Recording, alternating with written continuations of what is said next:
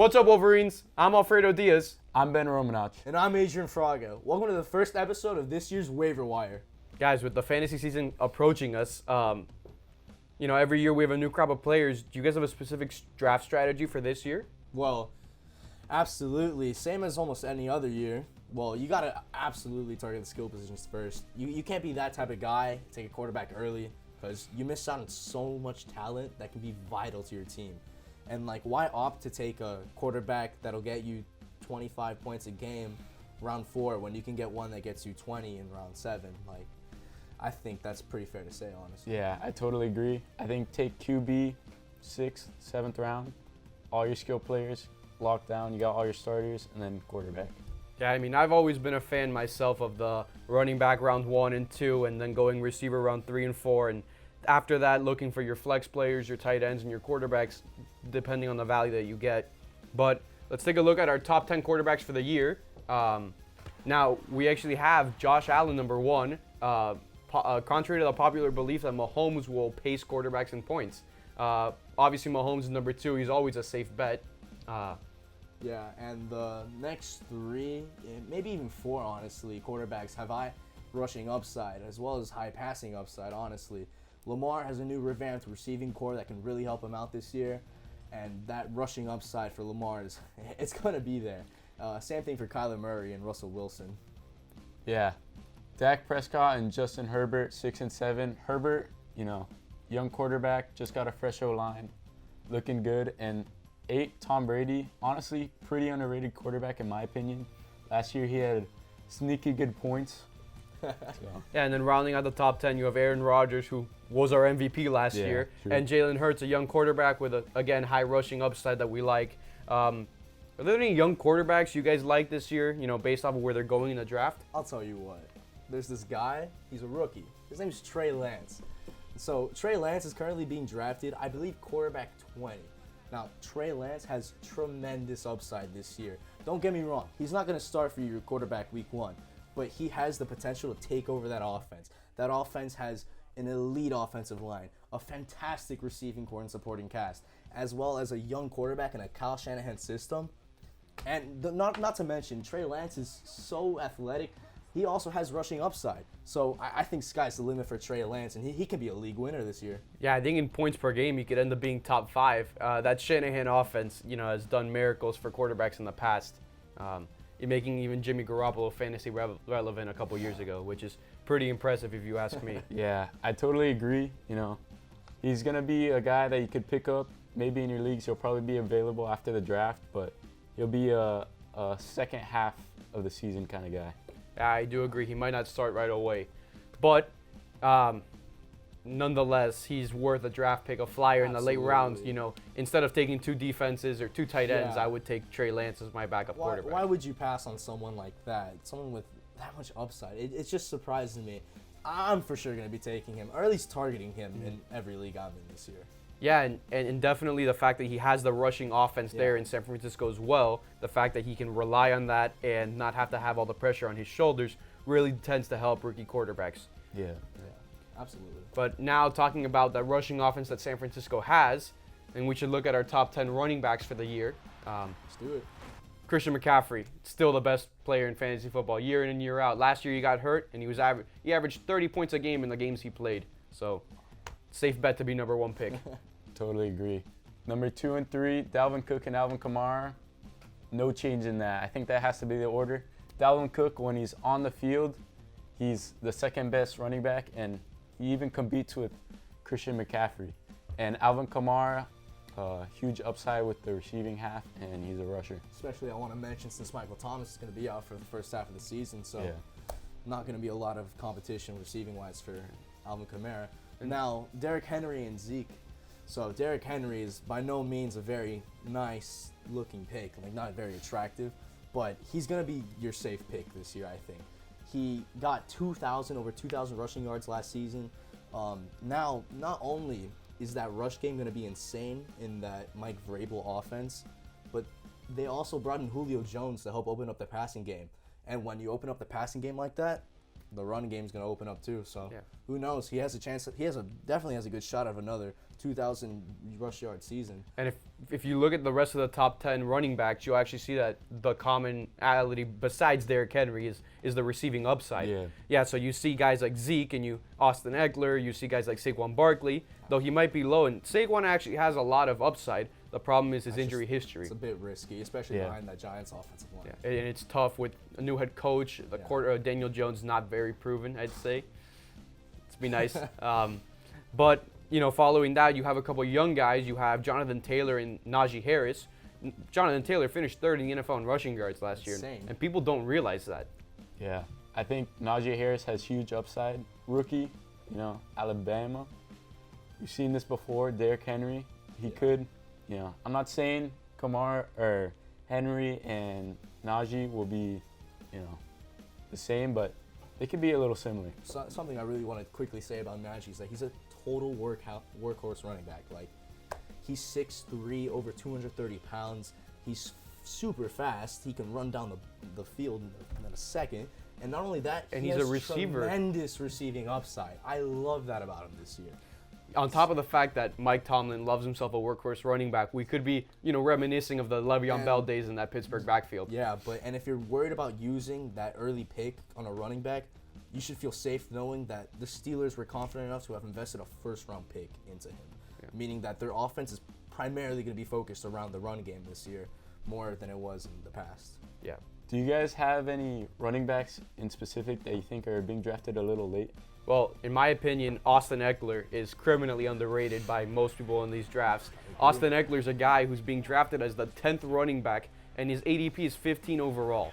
Austin Eckler, in games that Herbert started last year, would be on pace for 90 receptions, mind you, as a running back, with 18 points per game. He's got the upside to finish as a top 3 guy, on top of the fact that the new OC for the Chargers, which they obviously have a new head coach as well, but the new OC was the quarterback coach in that Saints offense that put Kamara front and center. And I think we could be looking at a workhorse kind of guy here who's going to get 8 targets a game, 15 carries a game, and we know that targets are key for running back opportunity. And something I want to really quickly add on Austin Eckler is that he has a new revamped offensive line. They just drafted Rashawn Slater, 14th overall, I believe.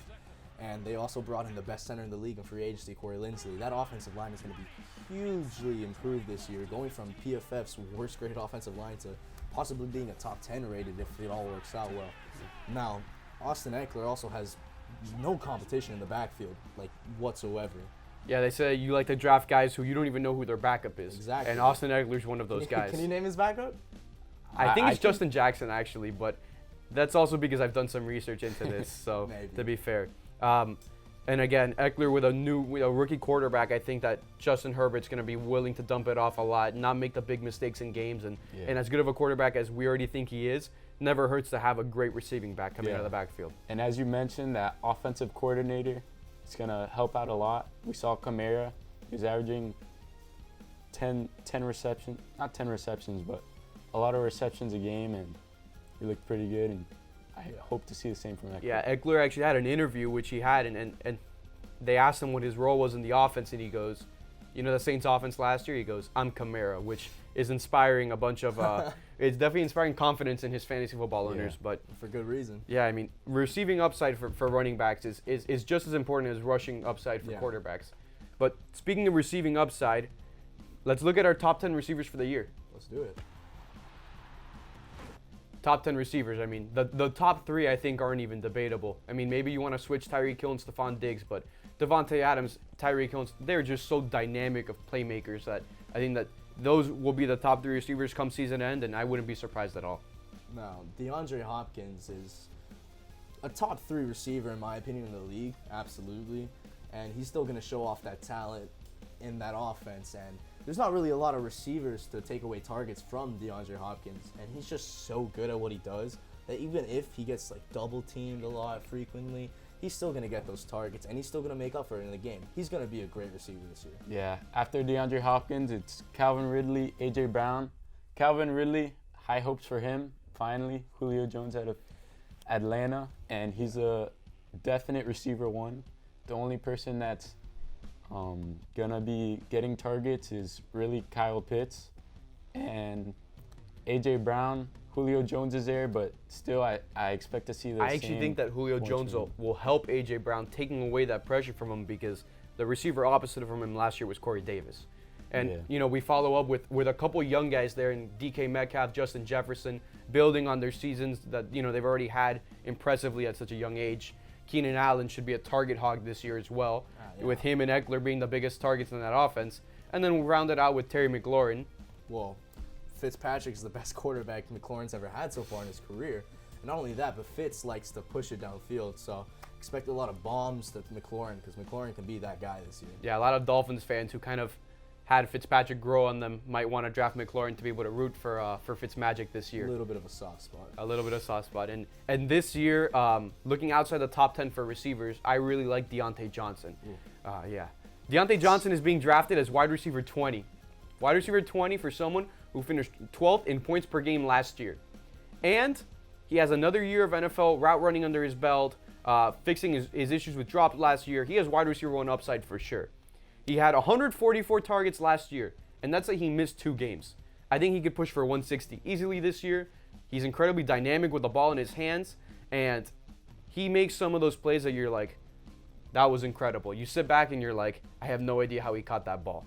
He's so dynamic with the ball in his hands. Like he's especially like fantastic after the catch, and that's really gonna help him boost his stats up for the year. Yeah, and he almost reminds me of like a young Antonio Brown, the way he takes slants all the way. Yeah, I totally agree. I think Najee Harris is definitely gonna help him. I feel like defenses are gonna be scared of the run game, and they could throw the ball a little more. Yeah, opening up, the run game never hurt the pass game. So definitely now that the Steelers will be able to run the ball a lot better than they did last year, finishing last in the league, I think that Deontay Johnson is a legit wide receiver 1 target for this year. Totally agree.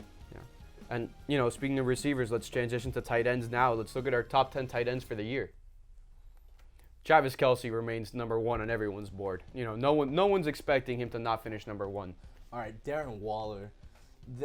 There's no capable receivers on that Raiders offense. Don't get me wrong. They drafted Henry Ruggs last year. Henry Ruggs has potential to be a fantastic player, but hasn't really shown since his rookie year last year. But he dealt with a lot of injuries, and Darren Waller was healthy throughout the entire year.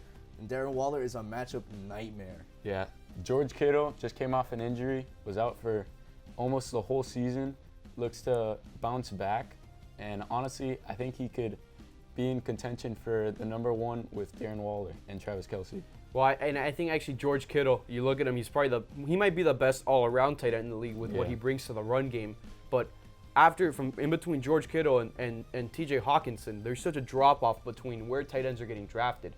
It drops off almost 30 spots in the draft where no one's drafting tight ends because there's that much of a upside difference between the two. Yeah. You have a lot of young players, T.J. Hawkinson, Kyle Pitts, Mark Andrews. No one on this list is, except for Travis Kelce, is over the age of 30. Yeah, pretty crazy stuff. Yeah. And is there any tight ends that you guys like this year more than where they're being drafted? Personally, I love Dallas Goedert. Currently, he is being picked as the 9th tight end and 86th in the draft. And when you look at him, he was out for 6 games last season, but he was averaging 10.5 points in PPR leagues. He had 46 catches for 524 yards and 3 touchdowns. And honestly, he's going to be the main guy out there in Philly. The only guy I could see challenging for the most targets is Devonta Smith, who, by the way, has already been dealing with some injuries. Minor, don't get me wrong, but not good signs for the future. Yeah, and I think that definitely having a young quarterback like Jalen Hurts will help his upside, given the fact that they really like to dump it off onto the running backs and the tight ends. And I think that Eagles offense is a make or break year this year because they've put a lot of talent into it, and that offensive line is back healthy, and I think if they don't figure it out this year, they're not going to. So I like Dallas. Yeah, I like Dallas Goedert this year as picking him as a tight end 9, and we're expecting him to finish as tight end 7, which doesn't seem like a big jump, but those are the gains that help you win your league. Yep. Yeah, especially there's such a drop off for tight ends. Get what you can, honestly. Yeah, and if you're in a 12-team league, you're having to start a guy like Robert Tonyan, maybe. Yeah. If you're that guy who picked that tight end last, it's rough week to week. Looking as in, if he doesn't score a touchdown, you're getting 4 points. A capable tight end can really make or break your season, especially with someone like Dallas Goedert, who's going as late as he is, can really help you out.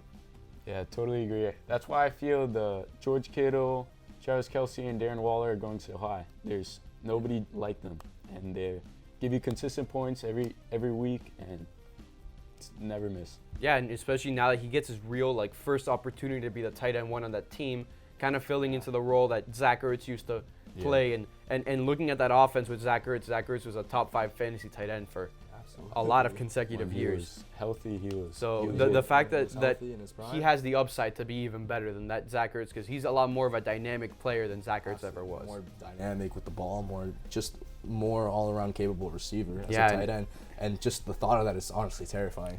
Well, terrifying for the NFC East defenses that are really playing him, but Sadly. and then in terms of drafting strategy in between veterans and rookies, do you guys favor one side to the other?